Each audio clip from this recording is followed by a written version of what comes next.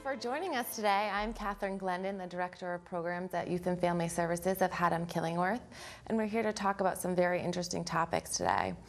I want to tell you a little bit of why we're here today. These two members, Michelle Olette and Matt Ward, are members of our Healthy Communities, Healthy Kids Coalition of Haddam-Killingworth, which is comprised of dedicated community volunteers to advance the wellness in the community. We're also a division of Youth and Family Services of Haddam-Killingworth, which is a private nonprofit. The coalition has taken a lead in prevention in Haddam-Killingworth and has done many different activities and initiatives to further reduce substance abuse and advance the wellness. We currently have a Be a Role Model campaign to engage adults in being more active in youth's lives because they're all our kids. Other activities that we have worked on are family dinner nights, drug take-backs, positive youth developmental initiatives, educational presentations, and underage drinking enforcement. Every 2 years, we do a survey for 7th through 12th grade, and it is called the Search Institute Profiles of Student Life. We have done that since 2006, and we have many years of data. So currently, we just did our one in May, and right now we are finding that far fewer students are reporting getting drunk and drinking in the past 2 weeks. This has gone down significantly since 2006. Also, students are reporting that they're attending fewer parties and that they're using alcohol and tobacco less in the community. Although our current data is showing some positive declines in substance abuse, the majority of youth are also not engaging in risky behavior, but it's still a call for concern. Today we have 3 panelists to discuss the effects of substance abuse in the body, in the society, at home, in school, and some of the risky behaviors that it can lead to. First, we have Alicia Farrell, who is an accomplished cognitive psychologist, the founder of Clearview Consulting. Some of her accomplishments include being a university professor. She's done some research on wisdom, and she also has a private practice where she serves individuals, families, and couples, trying to make them work on healthier changes in their lives. We also have Michelle Olette, who is our middle school health and physical education teacher, and then we have our Killingworth State Resident Trooper, Matthew Ward. So we're going to go ahead and get started in talking about what we're here to talk about, substance abuse and how it affects the body. So how did you all become concerned about this topic? Why is this a priority? Alicia, do you want to start? Sure. So one of the reasons that I became concerned primarily about marijuana and alcohol use in our adolescents is because the demographics in my practice in the last 5 years have changed significantly. And what I've seen is a transition from seeing a lot of middle-aged individuals to having quite a few adolescents and younger adults in my practice who are struggling. And they're struggling to grow up, they're struggling to take responsibility and find success for themselves. And with very few exceptions, these individuals have started to smoke marijuana at young ages, prior to the age of 18. And they were regular marijuana users, and that seems to be having a significant influence on these kids' ability to grow up. And what about you, Michelle? As the health teacher in town, I'm concerned about this just from an educational perspective and the students that I teach, and I can see in class that the questions that they ask about these particular topics are becoming more in-depth, and they seem to know more information, or think that they know more information. A lot of times it's misinformation. So I would echo what you said, that it seems like it's starting at an earlier age in the middle school over the past couple of years, and the kids have a lot more misinformation, and they have a lot more questions, especially now with things like legalization of marijuana in certain states and medical marijuana use. And Matt, what are you seeing in Killingworth and Haddam, if you do? Well, I've been a trooper for 14 years. I've been in Killingworth for 8, and I think steadily over the years you see a higher increase of use of alcohol and tobacco, and also marijuana, because a lot of parents are calling more questions. Hey, I found this in my kid's room. What is this? Or we're dealing with kids out in the community just driving around at night. So I just think society as a whole has decriminalized some of the aspects of marijuana, and it's made them think it's not a big deal. So I've had situations where you find someone with some marijuana and they play it off like no big deal. Okay, just give me my ticket, I'll go on my way. Whereas before it was an arrestable offense. You bring them in, you have to call someone to come get them. So I think just overall, I've seen a steady increase of use within the communities as a whole. Great. And are you hearing the same thing from parents or seeing that in the community? Yes, I sure am, at least, but my sample is somewhat biased because I'm getting the kids and the parents in that are having difficulty.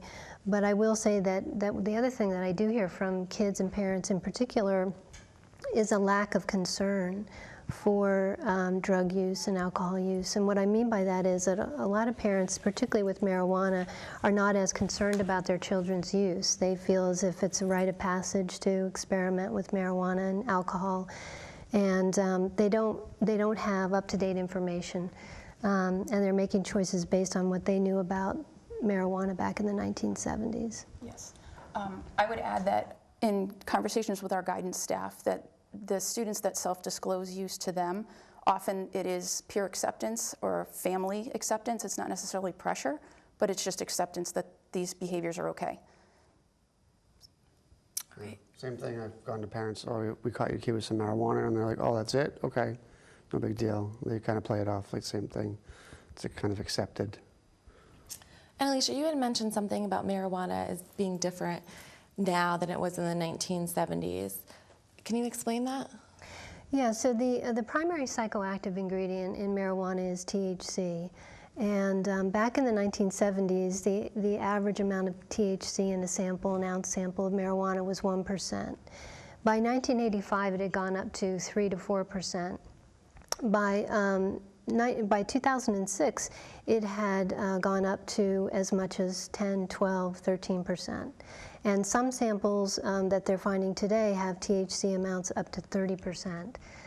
Kids are also doing what they call dabs. I don't know if you guys have heard about dabs, but dabs it's marijuana that's highly concentrated, and it has a THC amount up to 90% THC, and it's this increased amount in THC, which is the ingredient in marijuana that gets you high, that is causing the primary concern with addiction, marijuana as a gateway drug, and brain development in adolescents. Oh, I did hear something recently. I was at a meeting with detectives, and they talked about some new stuff that's out there. They're using e-cigarettes now to smoke the marijuana. They're coming up with their own little gadgets. And also there was this new thing I heard about vaporizing. They have to do that with the dabs because it doesn't hold together. They can't smoke it. They're actually breaking this stuff down into wax too. So, and they're using the vaporizer for the wax. So it seems like it's ever evolving now. We've come up with new ideas to get higher, longer, faster. So it's definitely concerning. So how are they getting this marijuana to be able to put, different devices to use them to smoke them? Where are they getting it? Is it readily available? It's really easy to get. I mean, most kids can get it in a day, and many kids can get it in under an hour. I agree. Yeah, and I've had cases where they're getting it from the family, like it's accepted, older siblings, that parents, other friends, brothers or sisters. But I definitely agree, an hour, if not sooner, depending on where they are, it's readily available. More now than when I was younger, that's for sure. Yes, they know where to go. Yeah. If they want it, they know where they can get it. And even young children in middle school, 80% of the kids in middle school can get their hands on marijuana in under an hour. Yeah. I had a case once where a middle school child brought marijuana brownies to school and got the marijuana from their parents. So it's definitely easily accessible. So it sounds like it's very available and that the parents, are having it in their house just like they might have alcohol. Would you consider marijuana to be as addictive as it was in the 1970s as it is now? Is that why we're seeing an increase of use because of the different chemicals that are currently in it? So yeah, if I could field that one to get this conversation started, because this is close to my heart. We keep having this dialogue in our communities about whether or not marijuana is addictive and whether or not it's a gateway drug. And what I want to encourage everybody to do is to stop having that dialogue. There's no doubt. All of the epidemiological studies have indicated that marijuana is indeed addictive. Whether or not it was addictive back in the 70s, chances are not nearly, if it was not nearly as much so because of the level of THC, but there's no doubt that today's marijuana is addictive. And one of the ways we know that is because kids and grown-ups who are addicted to it go through physical withdrawals. If you're a regular marijuana user and you're getting off of marijuana, within 24 to 36 hours, of stopping smoking marijuana, you're going to have physical ramifications. So those might include a decrease in appetite, irritability, anxiety, upset stomach, sweating, shaking, and those symptoms can last from a week to 2 weeks. So there's no question that marijuana is addictive. And in addition to that, the question of whether or not it's a gateway drug. A gateway drug is just simply a drug that is going to perhaps encourage or lead to the use of other drugs. And what we're finding now with the kids is that they start to experiment with marijuana because everybody thinks it's just, no big deal. And really these days marijuana is very expensive. So they go from using marijuana, then they realize they can't afford it, so they start experimenting with pills because they can get their hands on those through their adults in their household or otherwise. And then when they can't afford the pills, then they move on to heroin. Heroin is cheap. Heroin is $5 a bag. So we're seeing much more of that transition from marijuana use to using opiates in a pill form to using heroin. I agree. In most cases, I deal with the same thing. I joke with parents about it being the gateway drug, and they laugh about it. And I'm like, well, they use the marijuana enough, they're not going to be getting as high because their body's getting used to it, and they want to move on to something else to get that new high. So I completely agree how it evolves to something else. Yeah, we talk a lot about tolerance in class, and at the middle school age, I don't see as much probably as a high school health teacher might, but the kids definitely have questions about it, and whether or not it's tolerant, develop tolerance for it, does it become addictive? They will argue with you, saying that their parents say that it doesn't cause addiction, or that they've read somewhere on the internet that it doesn't cause addiction. So that's one of the dangers, is the kids not knowing where to find adequate health information that's accurate from good sources. So that's one of the things that we emphasize in class is, how do you find this information if you are on the internet? Are you sure that what you're reading is really accurate? And I think that that's a huge problem right now with some of our kids not getting good information. Especially with the new Connecticut medical marijuana law, that must be impacting society and health class and your clients and what you see in the community. Well, I think too, the kids these days, they have that constant contact. Like they need to be stimulated like 24 hours a day on their phone, doing this, doing that, and then they want to get like next best thing. They need to keep that overstimulation. They're constantly stimulated, and by doing illegal drugs, it takes them to the next level. Okay, what can I do now? You see things on TV all the time about new drugs are trying you mix this with that, you try this cold medicine with this, or they're trying to be the next new gimmick, and it's kind of scary thought. With all this talk about the brain and marijuana that's currently going on in society, how is it affected? Yeah, so New pictures. really, I wish I had my pointer. I mean, is it true that sometimes there may be holes in the brain from marijuana use? Holes?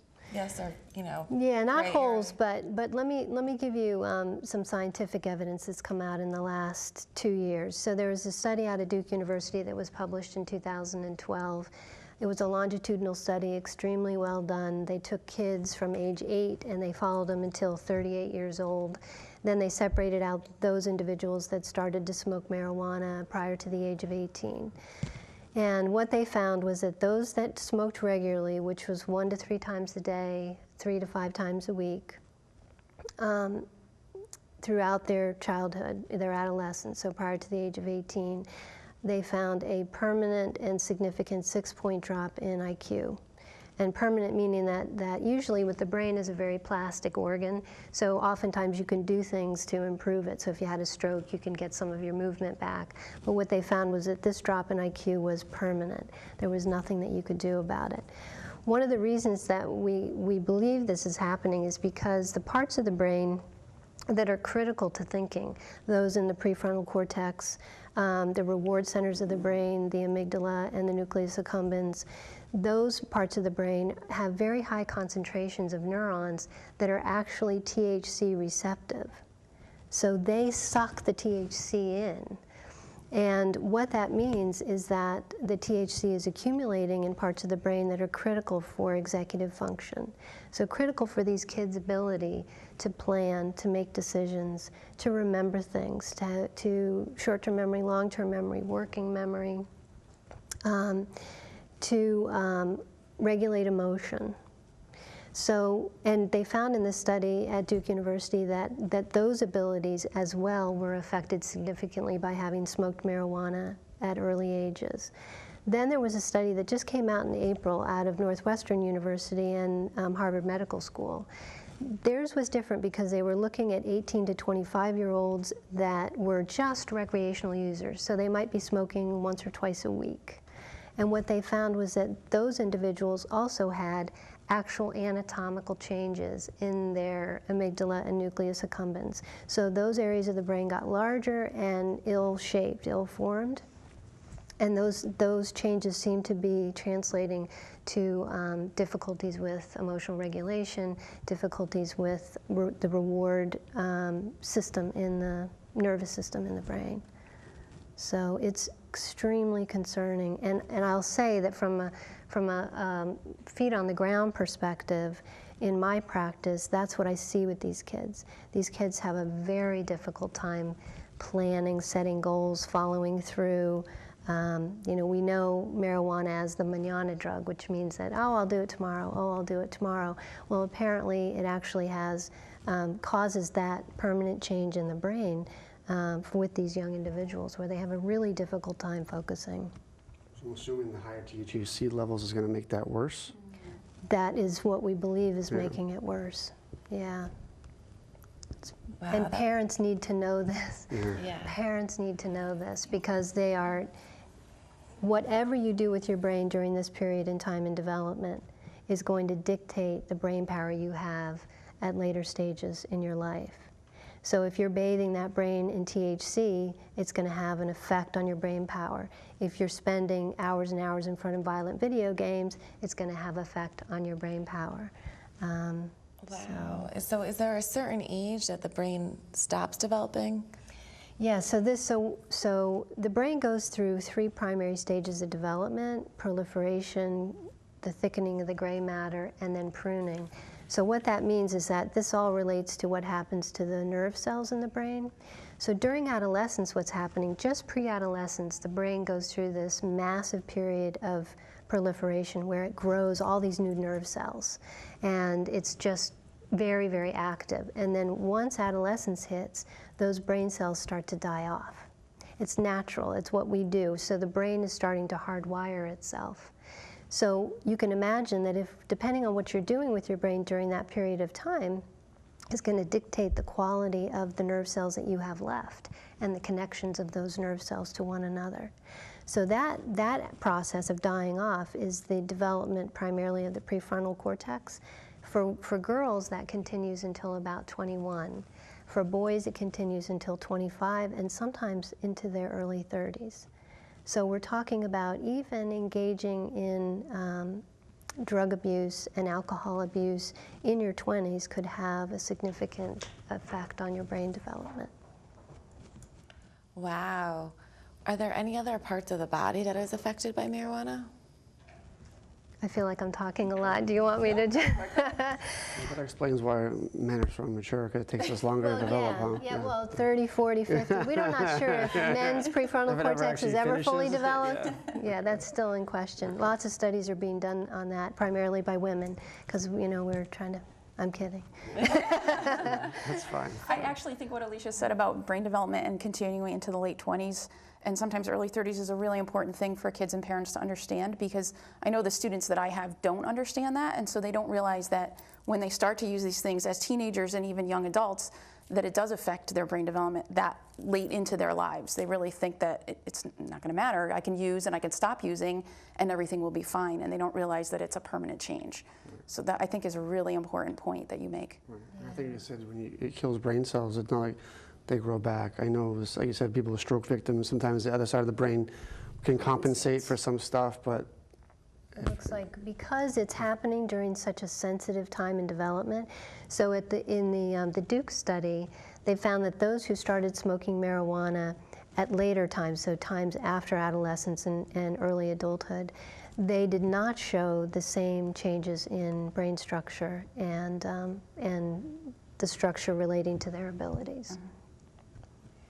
So do you teach the same kind of effects of marijuana and alcohol on the brain and the body in the middle school health class?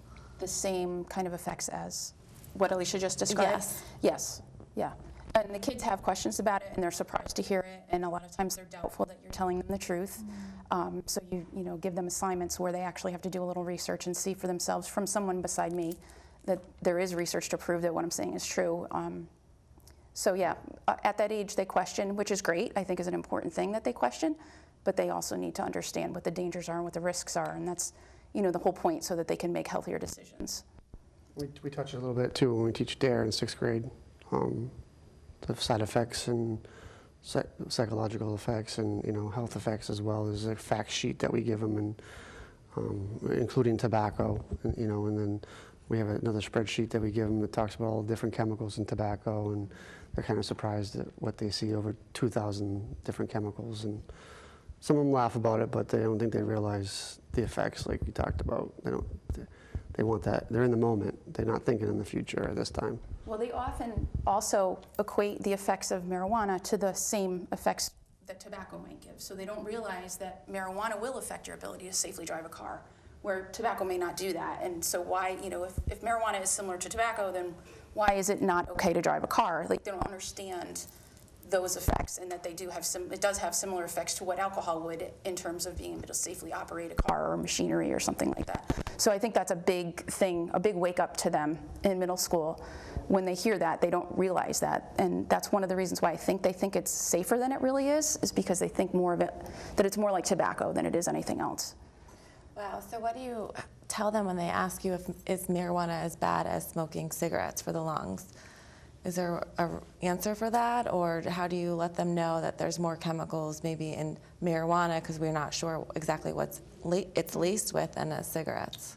Right. I do explain that. You don't always know exactly what you're getting. You don't know where it's coming from and what the person that you got it from put in it. You don't know if it's the same stuff that you may have purchased from that person last week. It may be completely different. And that some of the chemicals in there are carcinogens, cancer-causing chemicals, just like in tobacco. We don't always know exactly what they are. So there's a lot of research to be done, and that you can't just believe that it's safe just because you've read that on the internet somewhere. You don't know if that information is coming from a reliable source. What we do know about marijuana compared to cigarettes is that one marijuana joint is equal to smoking 5 cigarettes in terms of airflow constriction. Right. And there are probably 50% more carcinogens in marijuana than there are in cigarettes. And because you hold the smoke in, the tar that collects in your lungs is significantly more so than with cigarettes. So it also burns at a higher temperature, so it can burn your respiratory tract as it's going down. People have irritation in their throat and things like that from the temperature of the smoke. Wow, that's very interesting. Now, what happens if someone under 18 is caught with marijuana? It's a juvenile summons because they're considered a juvenile. So we have to obviously seize the marijuana, send them to juvenile court with juvenile summons, or we do a JRB referral. If you don't know what JRB is, a juvenile review board, which is members from the community and the court system and other citizens that want to become involved. And you go to the hearing and they'll decide the punishment for you. But basically, if you're under 18, it's a juvenile summons. But on top of that, though, if you're over 18, it's like a speeding ticket. You give them a mail-in fine, and they potentially could lose their license. I forgot to tell you about that piece. If someone under 18 does get a summons for marijuana, there is a chance that they could lose their license or not get their license on time. So there is some potential. Specific amount, Matt, that? Oh yeah, less than 1/2 ounce. So a lot of these kids know what they're supposed to have, not have, and it's different levels of charges for different amounts. But If they have that, just give my ticket, I'll go on my way. So they know, they read the law, they know, they measured it out, they know how much a half ounce is. Yeah, they One of the know. questions I get is, what is the difference between, and they use the terminology, decriminalization and legalization. They've heard it. They ask it in 8th grade. So they've heard that terminology, and they want clarification on it. And most of the time they already know, but they just want to hear me say it. And would you mind telling us exactly? Well, my understanding of the law, and I'm obviously not a police officer or an attorney, but decriminalization basically means that under a certain amount you no longer would receive jail time. You would receive a summons and a fine. Correct. Versus legalization, where it's legal, like in Washington State or Colorado, for recreational use, where you wouldn't receive anything at all. Right. Is that It's over correct? a certain amount, it becomes criminal. Yeah. Or you have a package to sell or different things that takes it to a different level. But now, with the decriminalization, it's possession, and then if you have paraphernalia associated with that, like a pipe or a bong or something to smoke it with, that's considered an infraction now too. So you can put them both on one infraction and mail it in. So it's kind of society as a whole has kind of made it that way. Wow. So there are lots of laws to back up all this to help reduce substance abuse and marijuana use in the community. What happens in school if someone is caught with marijuana? There's a zero tolerance policy, and actually Matt could probably speak more to that than I could. I'm not part of that discipline team, but there are serious ramifications for that. Yeah, no, yeah, it's basically depending on the age, juvenile court, juvenile JRB. I think they get kicked out of school for suspended at least, and depending on what they have, how much they have, it could go to an expulsion hearing. I know that they can't really discuss it because of the FERPA laws, but each situation is different. But yeah, it's parents come, they potentially could get arrested depending on their age and how much they have. Thank you. Well, we're going to go ahead and take a short break right now, and we'll be right back in a couple of minutes to give you some more information about alcohol, substance abuse, and what's currently going on in the Connecticut laws and in your community. Thank you.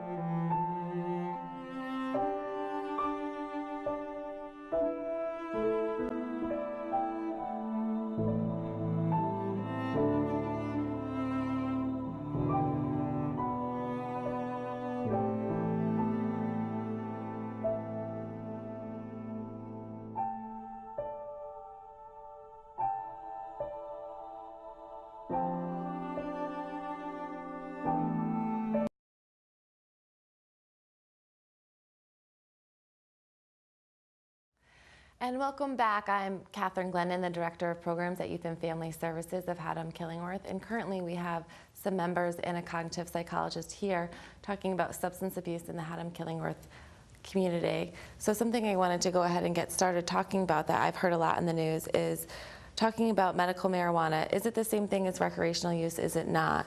Alicia, what have you heard? So what I understand to be the case is that, at least right now, there's not a significant difference between recreational marijuana and medical marijuana, and I'll clarify that. So there are hundreds of different cannabinoids within marijuana, one of which we've talked about, the THC, but there are also a lot of others that don't have the same psychoactive ingredients, but have potential medicinal qualities. So what's being done right now, one of the medical marijuana that is being purchased, the significant difference is the level of THC. So what they're trying to do with medical marijuana is lower the THC level as much as possible so that they don't get, the individuals who are taking it medicinally don't get the psychoactive effect associated with the drug, but they get the medicinal properties. The other issue is that with medical marijuana, they're trying to synthesize it so that you can actually take it as an oral medication instead of smoking it because of the side effects associated with inhaling the smoke itself. Marinol is FDA approved. It's medicinal marijuana. It's synthetic in nature. It has a low level of THC. What they're working on now, and they actually have it in Europe, is an oil that doesn't have any of the psychoactive properties associated with it, but has just the medicinal properties associated with it. But that has not come to the United States at this point in time. Thank you. Michelle, do you talk about similar cases like this with debates over medical marijuana versus recreational marijuana or use, or does that come up with the students in your class, or are they just more interested in, if it's decriminalized or not? No, they're actually interested in both, and I do get the question, what's the difference between the two? And I echo what Alicia said, the same thing. I recently watched, I believe it was a 60 Minutes interview with Sanjay Gupta, who had talked about this extensively and really did a good job explaining the difference between the two. And so I use that as an example, sometimes some things that the kids can go back and refer to. But pretty much what Alicia said is what I tell the kids, the difference between the two main one's psychoactive, the THC, and then there's another one, and the name of it escapes me now, but it's the one that is mainly responsible for the medicinal properties.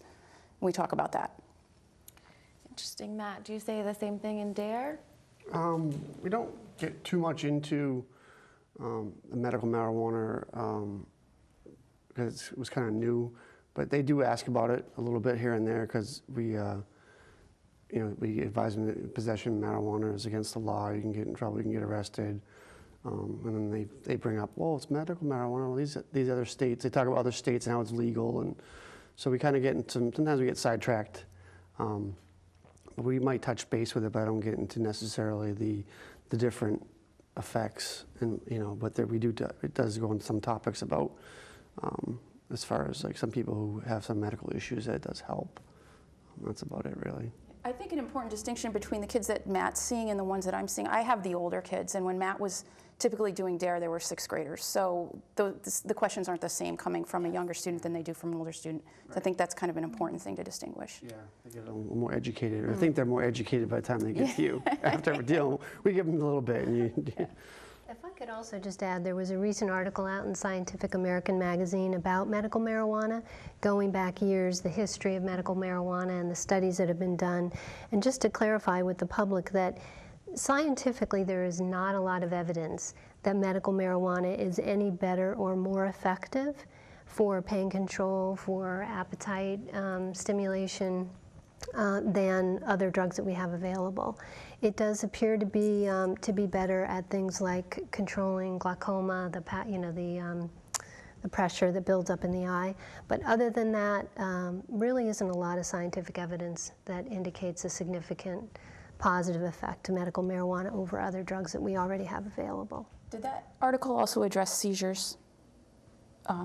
No, but I know that there's been some pieces out in the media about the children with seizures and using the medical marijuana. Yeah, so no, it didn't. Okay. Yeah. And we know that marijuana is a depressant and it can cause anxiety as a side effect. Are you seeing that in any of the clients or people that we know are using as increased anxiety, or is it a separate kind of issue? Because there are links to marijuana use in mental illness. So the Duke study that we talked about that came out in 2012 showed a significant correlation between marijuana use prior to the age of 18 and the likelihood that you may end up with a psychotic illness like schizophrenia. So a lot more research needs to be done about that before we can come to a firm conclusion. But what appears to be true so far is that if you have a genetic predisposition, which of course none of us know if we are one of those individuals, but if you do have a genetic predisposition and you smoke significant amounts of marijuana at young ages, you put yourself at very high risk for psychotic illnesses in adulthood. And of course, those are not illnesses that go away. Yeah. So it does cause some, lasting effects. Yeah, and in addition to that, kids smoking marijuana complicates a lot of other psychological issues. So, for example, if I get a young individual in my practice, an adolescent who's smoking significant amount of marijuana, they may be demonstrating signs of depression or signs of anxiety or difficulty paying attention. But as a clinician, I can't tell one way or the other whether it's the marijuana use, whether they have ADD, whether they're suffering from clinical depression, whether they have an anxiety disorder. So oftentimes kids will end up coming in and they'll be on antidepressants or they'll be on ADD medication and they'll be using marijuana as well. And it's just an impossible situation to know what to do from there. I get a lot of pressure at times from parents who want me to refer them out for treatment. So they want medication. Like, well, you know, Junior's having a really hard time with anxiety. He can't even get to school.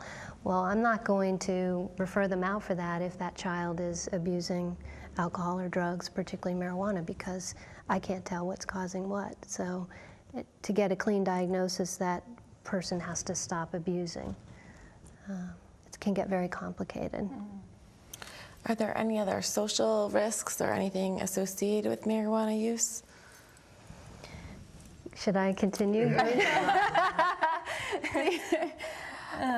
Yeah, I mean, you probably see more of that than we do. At the ages that I teach, and one of the rules of my class is that we don't use names, so you can talk about someone you know just to maintain privacy. I mean, we have 25 students in a class, so you don't necessarily want somebody divulging private information in front of the rest of the class. So they will talk about stories and things that happen. You don't always know the ages of the people that they're talking about, or if it's themselves that they're talking about, or a friend. So I think you could probably speak more to that with the patients that you treat.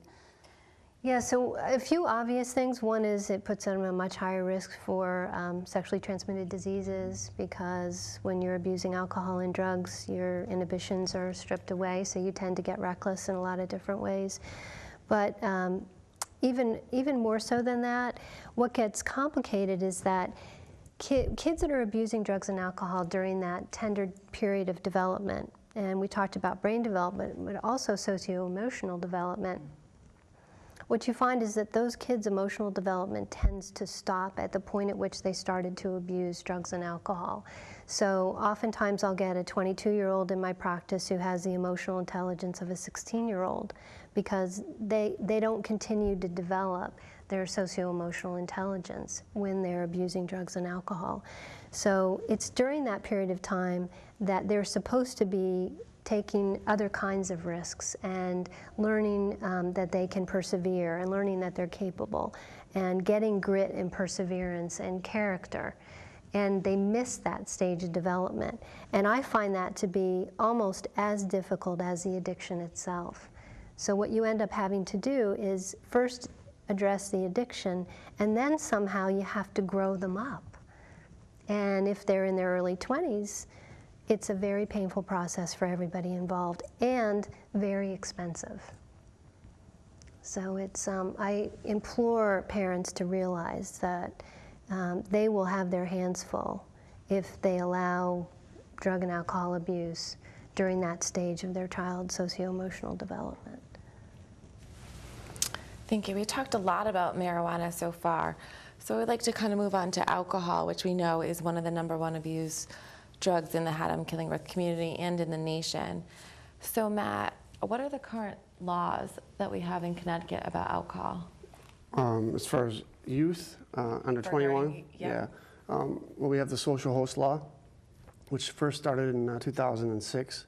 And then legislation, there was some loopholes in it where it didn't allow the police necessarily to completely do our job. And they changed it in October of 2012, where it kind of empowered us to be able to take action against adults who have underage drinking parties, or people who throw parties knowing that they're throwing a party with underage drinking is there. So there's a couple different parts of the law. The social host law, there's possession of alcohol by a minor, which is a mail-in infraction, or if they, then there's also failure to halt possession of alcohol by a minor, which is something we could go towards an adult with. If they knowingly have a party at the house and they don't prevent the people from having alcohol, it's actually a Class A misdemeanor now. whereas before it was an infraction, so they can actually get arrested and get a summons and go to court. And so the social host law has been a great tool for us to get out there and prevent underage drinking parties. What other ways are you preventing underage drinking parties in Haddam-Killingworth? I know that the Healthy Communities, Healthy Kids Coalition of Haddam-Killingworth works a lot with the resident troopers in Haddam and Killingworth.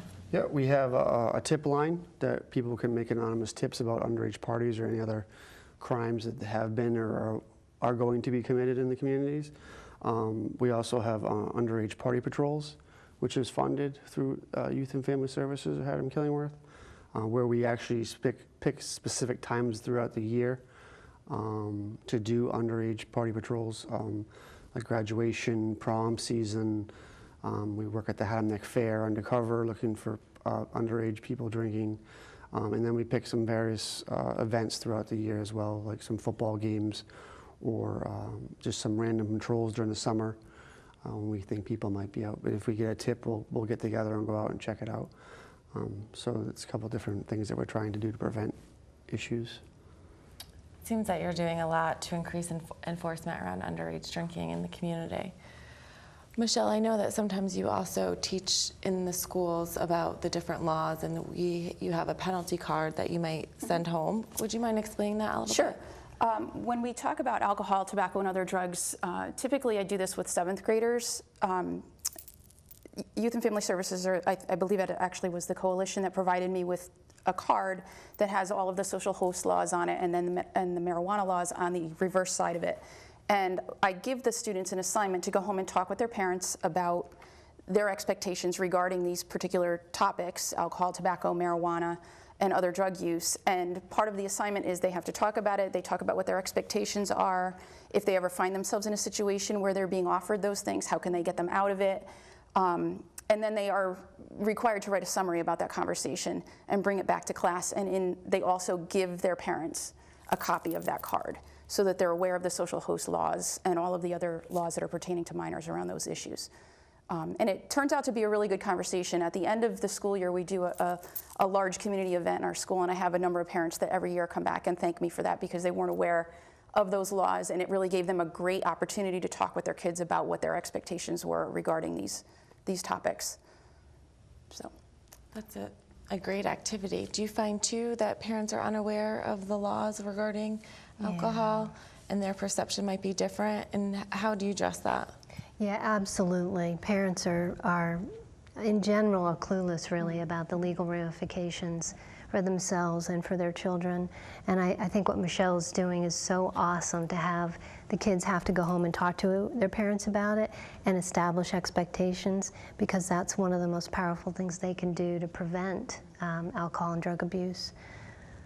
Parents really do have the strongest influence over whether their children use. And but they typically don't believe that. They don't believe it. At all. They think it's everyone else's job, or they think that we are all going to have far more influence over their children than they do. But the reality is that it really has to start in the home. It has to start with family values and expectations and consequences. And those have to be laid out ahead of time. So it's not, now we're dealing with a situation, what are we going to do? The kids need to know ahead of time. Is the family policy, a no drug, no tolerance policy for drugs and alcohol? And if so, if I'm caught, what's going to happen? And parents aren't having those conversations with their kids. Be the kid's best friend. Yeah. And we've gone to a couple underage parties. Parents have been there drinking with the kids, and one parent said, "Well, at least I know where they are, and not in the woods somewhere or this and that." And unfortunately, times have changed. They don't really see like you said, the legal ramifications and the liability they create for themselves. They work so hard to have these nice houses and cars and all this stuff, and in one fell swoop, you let some kid come to your house and drink and then leave. It's all gone. For what? Because you're the cool parent? I mean, it really doesn't make sense. Yeah. So Matt, what are some of the ramifications for parents who try to be the cool parent or think they're doing the right thing by taking the keys? What could happen to them? There's a multitude of things could happen. They could get arrested for that the new allowing a minor to possess alcohol, and there's 2 separate charges: allowing a minor to possess and failure to halt possessions, which actually physically stopping them. So the new law where they kind of beefed it up a little bit in the sense of they knowingly allowed something to happen and they were there. Someone gets hurt, reckless endangerment. We go there as kids thrown up, risk of injury if they're under 17. The list is endless. And then on top of that, civil liability that they create for themselves is very concerning. I know, parents have concerns too. What if I go away on vacation and my kid has a party? Am I responsible? Under the new law, they're not responsible if the parents are away, but whoever is who's ever at the house and holding the party is responsible. So that now their parents are away, and now the kid's holding the party. That kid's held responsible like they are the parent because it's their house. So whoever's in control can be arrested for those charges: risk of injury, reckless endangerment, failure to halt possession, and that, ultimately their parents could be held liable if something happened. Because they're technically the mortgage holder of the house, they're the deed or anything like that. So there is some potential civil liability to the parents. But if we had a party a few months ago where parents were in Europe and they had a party, and we ended up going there and breaking it up, and we got a hold of a relative who made contact with the family, and then when the parents came back from after being away, they found stuff missing from the house. They have these underage parties and people steal from you, and so it is concerning. But civilly anybody can be sued for anything, but as far as criminally, whoever's hosting it, who has knowledge of it, is the one that usually we go after. Thank you. So how do students avoid the peer pressure of, having these parties when their parents are gone, or, giving in to drugs and alcohol because their friends are doing it, or the misperception that everyone is smoking marijuana so that they feel they need to? What can we teach them, or what are some ways that we could help them?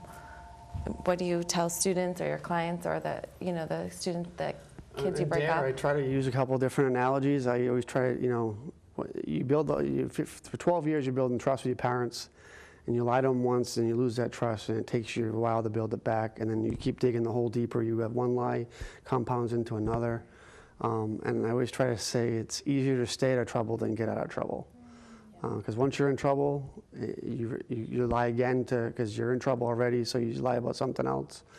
And we try to teach them different ways to handle peer pressure, as far as different approaches, different steps they could take. Resistance skills. Yeah, how to handle the stress.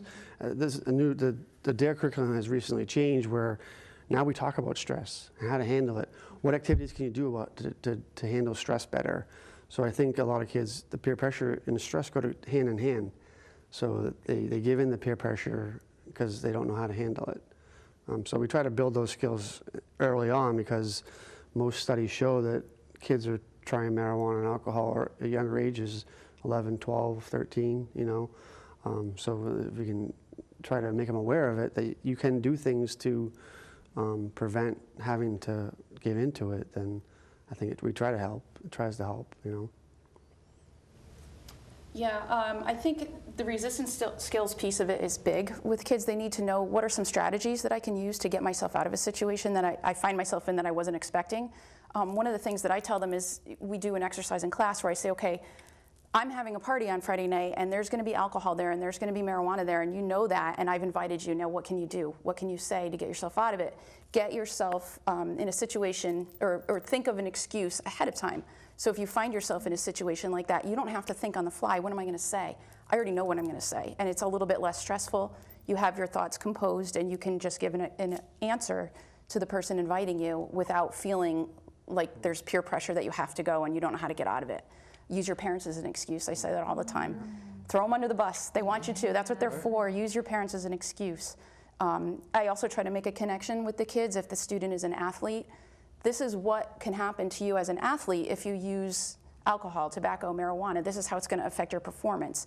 So if you can find that thing that hooks the kid that they're really, really interested in, and explain how that's going to be affected by their choices, that a lot of times can work for kids too. But I find that the resistance skills and giving them the skills that they need to be able to make better choices is a much better way about it.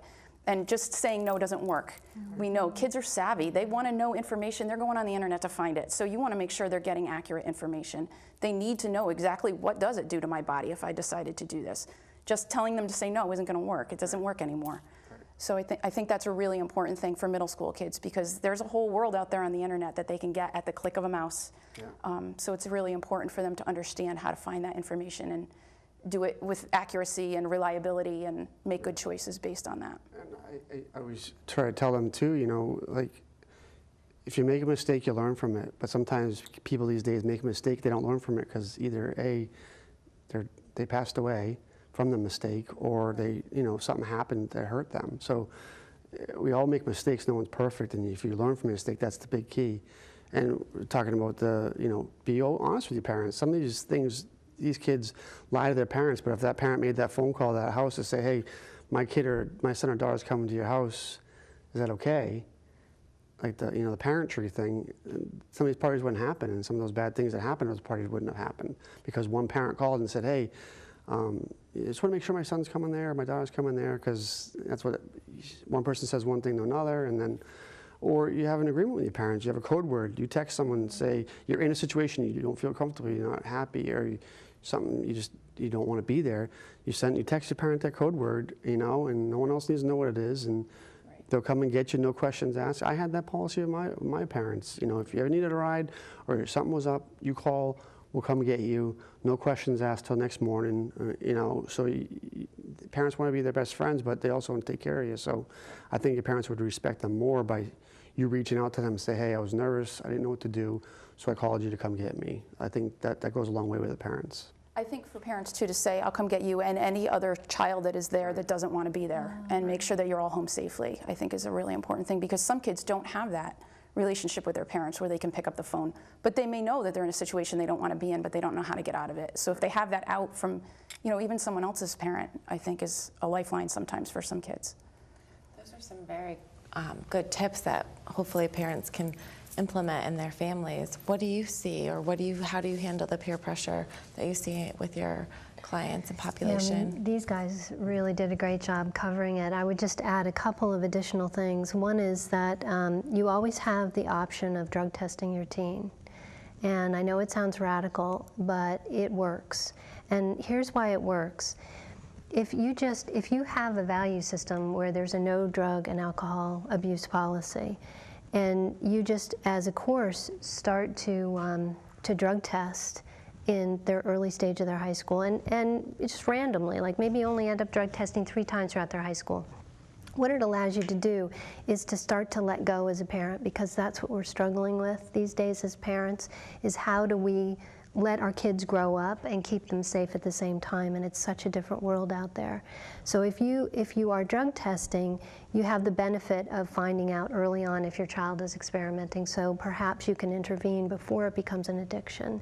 It also gives you the option of, on a Friday night, they're going out, you say, have a great time, you know, make smart decisions and have a good time. And you know as a parent that if there's any doubt in your mind, you can test them and find out if they're in trouble. It's not for every family, it's not for every kid. It's something to use if it suits you, but it is a tool, and I think it's important for people to understand. You can get drug tests on drugtestyourteen.com. It was started by a mother and daughter, a daughter who had went through substance abuse issues as an adolescent, and started the website with her mom because she felt that if her mom had been drug testing her, she would not have developed an addiction. So that's one suggestion. And then the other is very simple out of Columbia University, and that is family dinners. Apparently those families that have family dinners decrease the likelihood that their kids are going to abuse alcohol and drugs. And one of the reasons is that it's an opportunity for everybody to share and for you to reinforce and establish family values and expectations. And I know that the Healthy Communities, Healthy Kids Coalition of Haddam-Killingworth puts on a family dinner night free for anyone in the community to come the last Monday of September every year for the past 3 years. We offer the community a free family dinner just to engage them in that opportunity to remind them how important it is to have dinners together as a family. So we're happy to provide that for the community. What are some other things, though, besides family dinners that parents can do? I think we talked about having a code word, no questions asked the next day. What else can parents do to help prevent alcohol, drug use? I think parents just need to be educated. And, you know. And that's really hard. There's so Yeah, much out there. it is. And, you know, I know that you guys do different events where you try to educate them and tell them what's going on and things to look for. Because sometimes they want to give their kids space, but when they give them that space, they don't pick up cues that they have a substance abuse problem. They aren't, you know. I mean, Or they give them too much yeah. space all at once. Right. There's no, you know, graduated boundaries. Right. And the kids are looking for them. I think it's important to stay informed as a parent and just kind of know what the trends are, what things are. I mean, I feel bad for my kids because I'm going to be on them like hawk because of what I do. I see different things, and you know, I tell my neighbors, I tell my friends about, you know, because all of my kids are around the same age. We all talk about it. You know, I tell them different things I saw, different things I plan on doing. You know, so it's all being together and working as a group. You know. And that's so important. I think that it really does take a village, and it takes all of us. And even if it's not my child, if I see a child making bad choices, it's kind of my responsibility as an adult in the community to take it, you know, to do something about that. And that's kind of the philosophy that I take with all of my students. They're not my personal children, but they're my friends' children, and they're my children's friends.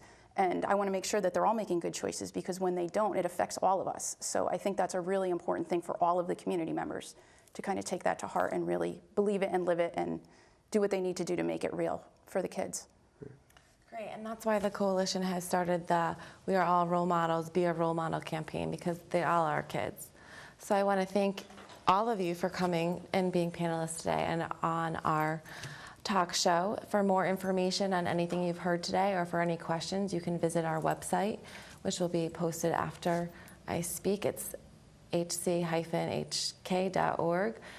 The coalition meets monthly, and we're always looking for new members to work on the hottest topics.